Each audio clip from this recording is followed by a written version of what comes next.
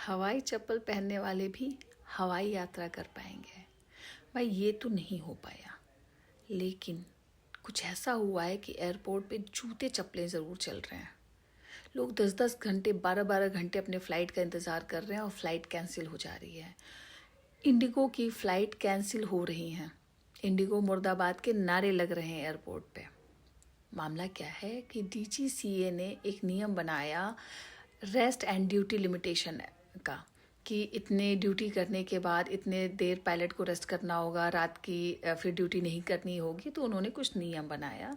अब इंडिगो का कहना है कि भाई मेरे पास इतने पायलट हैं ही नहीं कि एक ड्यूटी करके आया उसी से मैं दोबारा फ़्लाइट चलवा लेता था। लेकिन अब मेरे पास इतने मेंबर नहीं हैं कि एक को ड्यूटी करवाऊँ, फिर उसको रेस्ट पे भेजूँ, फिर दूसरे को बुलाऊँ। तो भाई जाहिर सी बात है फ़्लाइट तो कैंसिल होगी, इंडिगो का ये कहना है। अब इंडिगो के पास इतनी पावर कहाँ से आती है? क्योंकि एयरलाइन का 92% शेयर इंडिगो और टाटा के पास है। तो भाई जिसके पास इतनी पावर होती है ना, उसके सामने नियम नहीं बनाए जाते हैं। अब उनके पायलट हैं, वो अपना ड्यूटी कराएं या रेस्ट कराएं। DGCA को पता नहीं क्या चुल मची हुई थी, उसने इतने नियम बना दिए। अब अल्टीमेटली तो जनता ही परेशान हो रही है। पावर आपने दे दी इंडिगो को, नियम बना रहे हैं आप।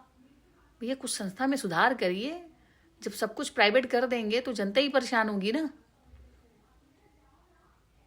भाई बाहर घूमना इस समय सस्ता हो गया है, आपदा में अवसर ढूंढा जा रहा है।